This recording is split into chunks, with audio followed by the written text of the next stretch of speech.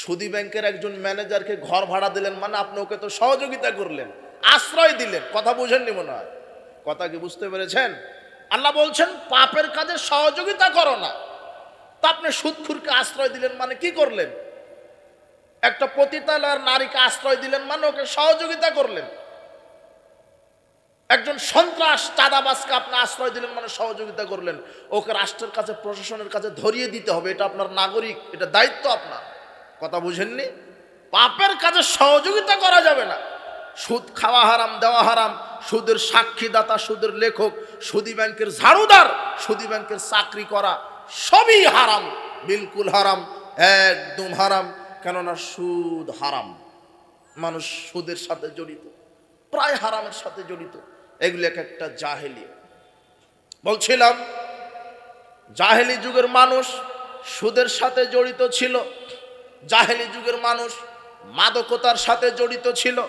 আল্লাহ সুবহানাহু ওয়া তাআলা বলছেন, ইয়া আইয়ুহাল্লাযীনা আমানু ইন্নামাল খামরু ওয়াল মাইসিরু ওয়াল আনসাবু ওয়াল আজলামু রিজসুম মিন আমালিশ শাইতান। হে পৃথিবীর বিশ্বাসীগণ, আমি আল্লাহ মাদককে হারাম করে দিলাম, মদ হারাম, জুয়াকে হারাম করে দিলাম, ছবি মূর্তি নির্মাণ করা, ছবি মূর্তির পূজা করা আমি হারাম করে দিলাম, লটারি ক্রয় বিক্রয় করা আমি হারাম করে দিলাম। আল্লাহ সুবহানাহু ওয়া তাআলা অত্র আয়াতে 4টা বিষয়কে হারাম করেছেন। এক, মাদক সেবন করা হারাম, মদ হারাম। মদ কার নাম? যেইটা খেলে মানুষের নেশা হয়, যার ভিতরে মাদক আছে ওইটা হলো মদ। যার ভিতরে মাদক আছে ওইটা হলো মদ, যেটা খেলে মানুষ নেশাগ্রস্ত হয়ে যায়। রাসূল সাল্লাল্লাহু আলাইহি ওয়াসাল্লাম বলছেন, কুল্লু মুসকিরিন খামরুন, প্রত্যেক নেশাদার দ্রব্য হলো মদ, কুল্লু খামরিন হারাম, আর প্রত্যেক মদ হলো হারাম। যেইটা খেলে নেশা হয়, যার ভিতরে নেশা আছে সেটা হলো মদ। কোনটা খেলে নেশা হয়? ইয়াবা, গাঁজা, তারি, ফেন্সিডিল, প্যাথোডিন, হিরোইন, বেয়ার, যা খাচ্ছেন এগুলি মাদক। বিড়ি, সিগারেট, জর্দা, গুল, আলাপাতা, এগুলির ভিতরে নেশা আছে, এগুলিও মাদক, কাজে এগুলি হারাম। জর্দার ভিতরে নেশা আছে, সিগারেটের ভিতরে নেশা আছে, বিড়ির ভিতরে নেশা আছে। আল্লাহর নবী বলছেন, মা আসকারা কাসিরুহু ফাকালিলুহু হারাম। যেই জিনিসটা বেশি পরিমাণ খেলে মাদক চলে আসে তার অল্পটাও হারাম। আপনি বিড়ি সিগারেট খান, ওটা বেশি পরিমাণ যদি এক খেয়ে নেন, আপনি জর্দা খান, জর্দাটা যদি বেশি পরিমাণ খেয়ে নেন তাহলে নেশা চলে আসবে। যেটা বেশি পরিমাণ খেলে নেশা চলে আসে তার অল্পটাও হারাম। আপনি জর্দা খান, পানের সাথে 1 গ্রাম 2 গ্রাম, আপনি একসাথে 100, 150, 200 গ্রাম জর্দা খাইয়ে দেখেন, আপনার হিতাহিত জ্ঞান আর ঠিক থাকবে না, আপনি মাতলামি করবেন। কথা বুঝেননি? তাহলে যেই জিনিসটা বেশি পরিমাণ খেলে বিবেকের ক্ষতি হয়, মাতলামি চলে আসে, নেশা সৃষ্টি হয়, সেটাই সেবন করা হারাম, আর সেটা হচ্ছে মদ। এজন্য মাদক থেকে বেঁচে থাকতে হবে। মদ পান করা জাহেলিয়াত। রাসূল সাল্লাল্লাহু আলাইহি ওয়াসাল্লাম বলছেন, ইন্নাল্লাহা ইযা হারামা আলা কওমিন আকলা শাই। আল্লাহ সুবহানাহু ওয়া তাআলা যখন কোনো জাতির উপরে কোনো জিনিসকে খাওয়া হারাম করেন, হারামা আলাইহিম সামানাহু, তার ব্যবসাকেও হারাম করে দেন। কোনো জিনিস যদি আল্লাহ কোনো জাতির উপরে হারাম করেন খাওয়াটা, তার ব্যবসাটাও হারাম। তার মানে মাদক হারাম, মদের ব্যবসা করা কি হারাম। বিড়ি সিগারেট জর্দাগুল বিক্রি করা হারাম, বিড়ি সিগারেট জর্দাগুল হারাম, তার ব্যবসা করা হারাম। মাদক হারাম, মদের ব্যবসা করা হারাম। আল্লাহ সুবহানাহু ওয়া তাআলা যেই জিনিসটা খাওয়া হারাম করেন তার ব্যবসাকে হারাম করেন। বলছিলাম মাদক সেবন এটা শয়তানের কাজ। শয়তান মদ পানের মাধ্যমে মানুষের ভিতরে শত্রুতার সৃষ্টি করে দেয়। জাবের রাদিয়াল্লাহু আনহু বলছেন, রাসূল সাল্লাল্লাহু আলাইহি ওয়াসাল্লাম বলেছেন, ইন্না আলাল্লাহি আহদান লিমান শারিবাল মুসকিরা। যে ব্যক্তি মাদক সেবন করে তার উপরে আল্লাহর ওয়াদা রয়েছে, আইয়াসকিয়াহুল্লাহু ফি তিনাতিল খাবাল ইয়াউমাল কিয়ামা। আল্লাহ তাকে বিচারের মাঠে তিনাতুল খাবাল পান করাবেন। কাইলা ইয়া রাসূলুল্লাহ ওয়া মা তিনাতুল খাবাল। রাসূল সাল্লাল্লাহু আলাইহি ওয়াসাল্লামকে সাহাবীগণ জিজ্ঞাসা করলেন, তিনাতুল খাবাল কি? তখন আল্লাহর নবী বললেন আরাকু আহলিন নার আওসারাতু আহলিন নার, তিনাতুল খাবাল হচ্ছে যারা চিরস্থায়ী জাহান্নামে চলে যাবে তাদের শরীরের ওই যে রক্ত পুঁজ মিশ্রিত দুর্গন্ধযুক্ত গরম তরল পানীয় পদার্থ হচ্ছে তিনাতুল খাবাল।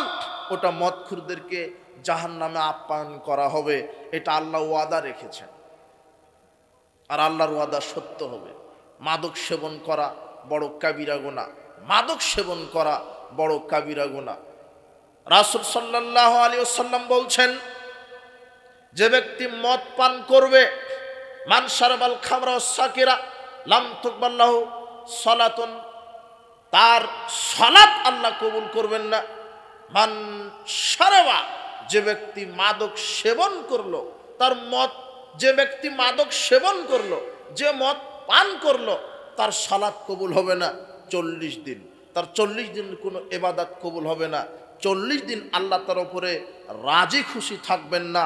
আর রাসূল সাল্লাল্লাহু আলাইহি ওয়াসাল্লাম মাদক সেবনকারীকে শাস্তি স্বরূপ ইসলামী বিধান জারি করেছেন যে 40টা করে জুতা পিটা করতে হবে। যে মাদক সেবন করে তার ইসলামী শাস্তি হলো 40টা করে জুতা পিটা করা। যদি আজকে বাংলাদেশ সংবিধানে কোরআন হাদিস যদি সংবিধান থাকতো, তাহলে বিড়িখুর, সিগারেটখুর, জর্দাখুর, ইয়াবাখুর, ফেন্সিডিলখুর এদেরকে এদেশের সরকার, এদেশের পুলিশ ধরে ধরে 40টা করে জুতা পিটা করে ছেড়ে দিত। তাহলে যারা সমাজে এখন বিড়ি খায়, সিগারেট খায়, জর্দা খায়, যারা ইয়াবা খায়, ফেন্সিডিল খায়, এরা কতটা করে জুতা বাড়ি খাওয়ার যোগ্যতা অর্জন করেছে? 40টা করে। কথা বুঝেননি মনে হয়? ও যে খায় খাক, ও বিসিএস ক্যাডার বলেন, ইঞ্জিনিয়ার বলেন, সচিব বলেন, ও র্যাব বলেন, নেতা বলেন, নেত্রী বলেন, স্টুডেন্ট বলেন, ছাত্র বলেন, যে খায় খাক, যে মাদক সেবন করবে সে কয়টা করে জুতার বাড়ি খাওয়ার যোগ্যতা রাখে? 40টা। কথা বুঝেননি মনে হয়? এই জন্য সাবধান, এগুলি জাহেলিয়াত। মাদক সেবন করা জাহেলিয়াত। তার 40 দিনের কোনো ইবাদত কবুল হবে না। আজকে সমাজে মাদকতায় ছেয়ে গেছে যুবক যুবতী সবাই। যার যত টাকা বেশি তার মদের পাওয়ারও তত বেশি। সর্বোচ্চ ভ্যান চালক যারা আছেন তারা আকিস কোম্পানির বিড়িটা খান, এই পর্যন্ত শেষ। কিন্তু যাদের বেতন বেশি তাদের মাদকের পাওয়ারও বেশি। যারা ইঞ্জিনিয়ার, যারা কলমের খোঁচা দিয়ে কোটি কোটি টাকা ইনকাম করছে, এরা বাংলা ইংরেজি ছাড়া খায় না। যারা মোটা মোটা বেতন পায় এরা বাংলা ইংরেজি খায়। ভ্যান চালক খায় আকিস কোম্পানির বিড়ি, সর্বোচ্চ এটা। বেতন বেশি যাদের, গাঁজার পাওয়ার বেশি, ল্যাংটাপনা বেশি, বেহায়াপনা বেশি। আর তুমি স্টুডেন্ট মানুষ, তুমি বলছো আমি এই ক্যাডেট কলেজে পড়ি, রাজশাহী বিশ্ববিদ্যালয়ে পড়ি, ঢাকা বিশ্ববিদ্যালয়ে পড়ি, আমি বিড়ি খেলে তো মানাবে না, তাই তুমি ব্যঞ্জন সুইচ খাও। তো তোমার এটা বেশি, তুমি যে শিক্ষিত। আর জাতিগত বিদ্যায় যে যত শিক্ষিত সে তত বড় মূর্খ। ওর প্যান্ট টাকনোর নিচে, ওর পকেটে বিড়ি সিগারেট, এটা মাদক, এটা জাহেলিয়াত, এটা আপনি খান। আর আশ্চর্য একটা খাবার যেটা মানুষ ছাড়া পৃথিবীতে দ্বিতীয় কোনো প্রাণী খায় না।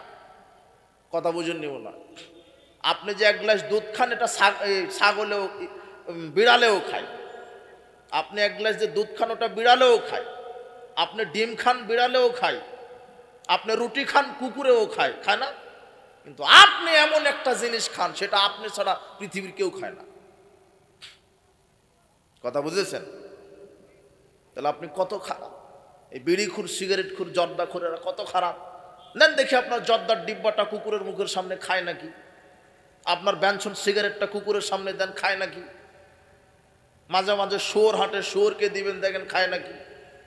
আর কোনো পাগল এরকম নাই যে টয়লেটের ভিতরে এক প্লেট বিরিয়ানি খেয়ে নিল, জি না। কিন্তু টয়লেটে আপনি খান, কি খান? আপনি যে কত বড় জাহেল এগুলি তার প্রমাণ। এই জন্য মাদক থেকে তওবা করে ফিরে আসেন। ও আপনার অর্থ নষ্ট করছে, শারীরিক শক্তি নষ্ট করছে, ইবাদত নষ্ট করছে, পরকালকেও নষ্ট করে ফেলছে। এটা হলো মাদক। হে যুব সমাজ, তোমাদের ভিতরে আজকে মাদকতায় তোমরা নষ্ট হয়ে যাচ্ছ। মাদকের কাছে ঈমান বিক্রি করে দিয়েছো। মাদক সেবন করা হারাম। মাদক থেকে ফিরে আসো। বলছিলাম জাহেলিয়াত, জাহেলিয়াত খুব খারাপ জিনিস। মাদক সেবন করা জাহেলিয়াত, সুদ খাওয়া জাহেলিয়াত, ঘুষ খাওয়া জাহেলিয়াত। ওখানে একটা হাদিস ছুটে গেছে, আব্দুল্লাহ ইবনে মাসউদ রাদিয়াল্লাহু আনহু বলছেন, রাসূল সাল্লাল্লাহু আলাইহি ওয়াসাল্লাম বলেছেন, ইদা যাহারা ফি কারিয়াতিন কাত্ত, যখন কোনো এলাকায় আর রিবা ওয়াজ জিনা, সুদ এবং ব্যভিচার, জেনা প্রকাশ পায়, যখন কোনো এলাকায় সুদ এবং জেনা প্রকাশ পায়, জাহারাল ফাকর ওয়াল মাসকানা, সেই এলাকার দারিদ্রতা এবং ভিক্ষাবৃত্তি বৃদ্ধি পায়। যারা সুদের সাথে জড়িত থাকে এরা একদিন দরিদ্র হয়ে যাবে, এরা একদিন ভিক্ষুক হয়ে যাবে। যারা পরকীয়ার সাথে জড়িত আছে, নারীর সাথে জড়িত আছে, অবৈধ সম্পর্কে যারা জড়িত আছে, যারা জেনার সাথে জড়িত আছে, এরা একদিন ভিক্ষুক হয়ে যাবে। এই কথা মুহাম্মদ সাল্লাল্লাহু আলাইহি ওয়াসাল্লাম বলছেন। যে এলাকায় দুইটা পাপ প্রকাশ পাবে, এক সুদ এবং জেনা, সেই এলাকায় যারা এই দুটা পাপের সাথে জড়িত থাকবে তারা ভিক্ষুক হয়ে যাবে। আজ হোক আর কাল হোক তারা নিঃস্ব হয়ে যাবে। সে হোক অথবা তার ছেলে হোক, অথবা তার ছেলে হোক, অথবা তার ছেলে হোক, তার বংশের কেউ একদিন না একদিন ভিক্ষুক হবেই। যদি কয়টা পাপের সাথে জড়িত থাকে? দুইটা, একটা সুদ আর একটা কি? জেনা। সে ভিক্ষুক হবে আজ হোক আর কাল হোক। এই কথা মুহাম্মদ সাল্লাল্লাহু আলাইহি ওয়াসাল্লাম বলছেন। কাজেই এই হারাম, এই জাহেলিয়াত থেকে ফিরে আসবেন, ঘুষ থেকে ফিরে আসবেন। লানা রাসূলুল্লাহ সাল্লাল্লাহু আলাইহি ওয়াসাল্লাম আর রাশিউল মুরতাশি, রাসূল সাল্লাল্লাহু আলাইহি ওয়াসাল্লাম ঘুষ যে খায়, ঘুষ যে প্রদান করে আর ঘুষ যে খায়, এদের উপরে রাসূল সাল্লাল্লাহু আলাইহি ওয়াসাল্লাম লানত করেছেন। রাসূল সাল্লাল্লাহু আলাইহি ওয়াসাল্লাম ঘুষ আদান প্রদানকারীর উপরে লানত করেছেন। আজকে সব জায়গাতে ঘুষের আশ্রয় নিতে হচ্ছে। যারা সেবা দানের জন্য বসে আছে তারা ঘুষ ছাড়া মানুষের সেবা দিতে অক্ষম, দিচ্ছে না, জুলুমবাজি করছে, সাধারণ মানুষের উপরে জুলুমবাজি করছে, নির্যাতন করছে। ঘুষ ছাড়া কোথাও সেবা নেই। অফিসে যান, আদালতে যান, কলকারখানায় যান, শিক্ষাঙ্গনে যান, সেক্রেটারিয়েটে যান, সচিবালয়ে যান, যে জায়গাতেই যান সেখানে ঘুষের আশ্রয়। এক একটা চোর বসে আছে, শয়তান বাটপার চিটার বসে আছে। আবু হুরায়রা রাদিয়াল্লাহু আনহু বলছেন, রাসূল সাল্লাল্লাহু আলাইহি ওয়াসাল্লাম বলেছেন, সায়াতি আলান নাসে সানাওয়াতুন খাদাতুন, অচিরেই মানুষের উপরে এমন একটা সময় চলে আসবে সব জায়গাতে শুধু মানুষ প্রতারণায় পড়বে। প্রতারণার প্রতারণা, ধোঁকাবাজি আর ধোঁকাবাজি, মানুষ মিথ্যার আশ্রয় নিয়ে কাজ করবে। সব জায়গাতে প্রতারণা থাকবে, সব জায়গাতে ধোঁকাবাজি থাকবে, সব জায়গাতে চুরি, সব জায়গাতে ছিনতাই, সব জায়গাতে টেন্ডারবাজি, সব জায়গাতে চাঁদাবাজি, সব জায়গাতে ঘুষ দুর্নীতি থাকবে। এমন একটা সময় চলে আসবে। তাই আজকে দেখেন সব জায়গাতে চাঁদাবাজি শুরু হয়েছে, দুর্নীতি শুরু হয়েছে, ঘুষের আশ্রয় শুরু হয়েছে। এমন একটা সেকশন নাই যেখানে এই ঘুষখোর নাই, এই শয়তান নাই, এই জালেম নাই। সব জায়গাতে চোর কাকে বলছেন আপনি? আপনি কি গরু চোরকে চোর বলছেন? আপনার জুতাটা চুরি করেছে সে চোর, আপনার মসজিদের মাইকটা চুরি করেছে সে কি চোর, আপনার মাদ্রাসার টিউবওয়েলটা চুরি করে নিয়েছে সে কি চোর? জি না, এরা চোর নয়, এরা চোর নয়, এরা ছোট চোর, এরা ছোট চোর। এরা পেটের দায়ে চুরি করেছে। আপনার গোয়াল ঘরে গরুটা চুরি করতে এসেছে কেন? ও ঋণগ্রস্ত আছে, অথবা ওর ছেলে মেয়ে না খেয়ে আছে, তাই ও নিয়তি করেছে গরুটা চুরি করে ঋণ পরিশোধ করব, আর ছেলে মেয়েকে কাপড় কিনে দিব, চিকিৎসার ব্যবস্থা করব। নিয়ত ভালো, কিন্তু কাজটা তার খারাপ। গরু চুরি করছে ও ঋণ পরিশোধ করবে তাই, জুতাটা চুরি করেছে ও মদ খাবে তাই, ওই মাইকটা চুরি করেছে ও তার জীবিকা নির্বাহ করবে তাই। বিশ্বাস করেন এ চোর, তবে ছোট চোর। এদেরকে ধরবেন, পিটানি দিবেন, দেওয়ার পরে এদেরকে একটু শিষ্টাচার শিখিয়ে দিবেন। যদি আপনার সামর্থ্য থাকে আরো 1000-20 টাকা এরকম চোরের হাতে দিয়ে বলবেন, ভাই তুমি বাদাম বিক্রি করে খেয়ে কিন্তু আর যেন চুরি করো না। এরা হলো ছোট চোর। যারা গরু চুরি করে এরা ছোট চোর, যারা জুতা চুরি করে, যারা মাইক চুরি করে, যারা টিউবওয়েল চুরি করে, এরা হলো ছোট চোর। কিন্তু বড় বড় চোর আছে, ওরা বসে আছে বাংলাদেশের বিদ্যুৎ অফিসে, ইনকাম ট্যাক্স অফিসে, পাসপোর্ট অফিসে, ভিসা অফিসে, সচিবালয়ে, সেক্রেটারিয়েটে। এই দাগা দাগা হারামখুরেরা সেবা দেওয়ার নামে জনগণের কাছ থেকে কলমের খোঁচা দিয়ে হাজারো লক্ষ কোটি টাকা ঘুষের মাধ্যমে, দুর্নীতির মাধ্যমে যারা হাতিয়ে নিচ্ছে, এরা হলো ইন্টারন্যাশনাল বড় বড় চোর। এরা, কথা বুঝেছেন?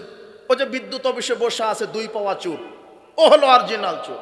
ভূমি অফিসে বসে আছে, এইটা 1 সপ্তাহ হয়নি ঢাকা বিমানবন্দরে একটা মেয়ে বিমানের টিকিট কেটেছে ৭৬,০০০ টাকা দিয়ে, এখন শয়তান টিকিট দিবেন না যদি ঘুষ না দেওয়া হয়। এটা পেপার পত্রিকা বের হয়েছে, ফেসবুক বের হয়েছে। ওই শয়তান টিকিট দিবে না ওকে, কি না দিলে, ঘুষ না দিলে। কথা বুঝেননি মনে হয়। আপনি পাসপোর্ট অফিসে যান, আপনার কাগজটা এই টেবিল থেকে ওই টেবিলে যাবে না যদি মামো না হয়। সব ঠিক আছে, পাসপোর্টের সব কাজ ঠিক আছে, পুলিশ ভেরিফিকেশন করবে, এই হারামখোর আবার সাইনই করে দিবে না টাকা ছাড়া। কথা বুঝেননি মনে হয়। অথচ চাকরি করে সরকারের, ও বেতন পায় মাসে, এরপরও আপনার পাসপোর্টে একটা সাইন দিবে, ও সাইন দিবে না কি ছাড়া, টাকা ছাড়া। আর আপনিও বলছেন ছেলে আমার চাকরি করে, কিন্তু কোনোদিন খবর নিলেন না চাকরি করে না ভিক্ষা করে। এই যে ট্রাক টার্মিনালে দাঁড়িয়ে থেকে আপনার ছেলেটা সরকারি ড্রেস পরে দেড় হাতের একটা লাঠি নিয়ে ট্রাকের চাকাতে বাড়ি দিয়ে বলছে ৫০০ টাকা বাহির কর, ও কিন্তু সরকারি চাকরি করে। কথা বুঝেননি মনে হয়। তো ভিক্ষুকও হাত পাতে, ও সরকারি ড্রেস পরে হাত পাচ্ছে, তাহলে ভিক্ষুক আর ওর মধ্যে পার্থক্য কি? পার্থক্য এই, এ হলো সরকারি পোষা, আর এই ভিক্ষুকটা হলো আল্লাহকে পোষে।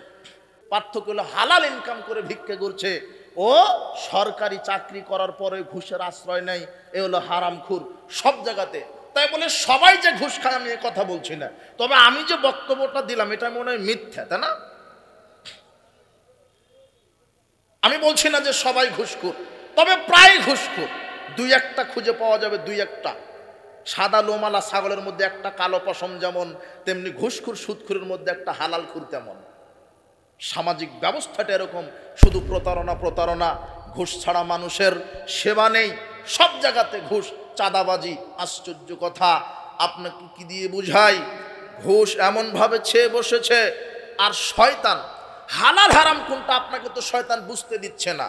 ওই যে সুদ যে হারাম, এটা মানুষ বুঝবে কি করে? কেননা আজকে সুদকে তো মানুষ সুদ বলছে না, ওর নাম চেঞ্জ করে দিয়েছে শয়তান, বলছে হলো এটা ইন্টারেস্ট। সুদের নাম কি দিয়ে দিয়েছে? ইন্টারেস্ট। আর দাড়ি টুপিওয়ালার আছে না বাংলাদেশে, এরা বলেছে মুনাফা। এই সব সব চিটার বাটপার। কথা বুঝেননি মনে হয়। কিছু কি বুঝতে পারেন বক্তব্য? ওরা বলছে মুনাফা, ও বলছে ইন্টারেস্ট। আর ঘুষের নাম দিয়েছে শয়তান হাদিয়ে, আর দাড়ি টুপিরা বলছে সেলাম। কিন্তু বস্তু একটাই, নারী মেয়ে মহিলা।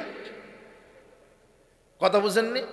ঘুষ, ইন্টারেস্ট, মুনাফা কি? কথা বুঝেছেন না? সুদ, ইন্টারেস্ট, মুনাফা। ঘুষ, হাদিয়া, সালামি। বস্তু কয়টা? একটাই। আর মাদ্রাসার প্রিন্সিপাল, দাড়ি রেখে টুপি দিয়ে 2 বার হজ করা আছে। ওই মাদ্রাসার প্রিন্সিপাল 2 বার হজ করে এসেছে। মুখে দাড়ি তো আছে আছে, মেহেদি দেওয়া দাড়িতে। যখন মাদ্রাসার প্রিন্সিপাল শিক্ষক নিয়োগ দিতে বসেছে, তখন বলছে যে 5 লক্ষ টাকা মিষ্টি খাওয়ার জন্য দিতে হবে। দেন দেখি, মিষ্টি খাওয়ার জন্য শয়তানের কয় লক্ষ লাগে? যখন বলছে 5 লাখ দিতে হবে, তখন 2 বার হজ করা আছে। কথা বুঝেননি মনে হয়। এগুলো ঘুষ। সব জায়গাতে চিটার বাটপার প্রতারণা, সব জায়গাতে। এমন একটা সময় আজ আল্লাহর নবী বলছেন যে সব জায়গাতে চিটার বাটপাড়ি প্রতারণা। এই যুবক শোনো, তুমি তোমার বাপকে ডাক্তারের কাছে নিয়ে গেছো, পাবনা সবচেয়ে বড় হসপিটালে নিয়ে গেছো, পাবনার নাম নিয়েই ফেললাম, তাই বলে আমি কাউকে কি নির্দিষ্ট করে বলছি না। তুমি সবচাইতে বড় ডাক্তারের কাছে নিয়ে গেছো তোমার বাপকে, শুধু বলেছো যে আমার আব্বার মাথা ব্যথা, রাতে ঘুমাতে পারে না। তখন এই ডাক্তার বলবে আচ্ছা ঠিক আছে আমি স্টেটমেন্ট করছি, ও তোমার বাপের রক্ত পরীক্ষা করতে দিবে, পেশাব পরীক্ষা করতে দিবে, পায়খানা পরীক্ষা করতে দিবে, কিডনি পরীক্ষা করতে দিবে, প্রেশার মাপ, 10টা পরীক্ষা দিবে। শুধু বলেছো ঘুম হয় না, কয়টা পরীক্ষা দিবে? 10টা। শুধু বলেছো আমার আব্বা ঘুমাতে পারে না, 10টা পরীক্ষা। পরীক্ষা দেওয়ার পরে বলবে যে পরীক্ষাতেই 10 দুগানো 20,000 টাকা, চিকিৎসা শুরুই হয়নি, 20,000। এরপরে পরীক্ষা করার পরে এই MBBS ডাক্তার প্রেসক্রিপশন করতে বসেছে। প্রেসক্রিপশন করতে গিয়ে এই ডাক্তার ভালো করে জানে যে তোমার বাপের এই রোগের কোন ওষুধটা ভালো কাজ করবে, কোন কোম্পানির কোন ওষুধটা ভালো কাজ করবে, কিন্তু ও ওই ওষুধটা লিখবে না, ওই কোম্পানির ওষুধ লিখবে না। এ লিখবে হলো ওই কোম্পানির ওষুধ যেই কোম্পানি তাকে ঘুষ দিয়েছে। কথা বুঝে নেব না। কোন ওষুধটা লিখবে প্রেসক্রিপশনে? যেই কোম্পানি তাকে কি দিয়েছে? ঘুষ। অথচ ওর চাইতে ভালো ওষুধ তার মেমোরিতে ছিল। কথা বুঝেন নেব না। তোমার বাপ মারা গেছে 3 দিন আগে, তোমার মরা বাপকে লাইফ সাপোর্টে রেখে 3 লক্ষ টাকা আদায় করে, এর নাম হলো ডাক্তার নামক বাটপার সিটার, ওগুলো সবচাইতে বড় ডাক্তার।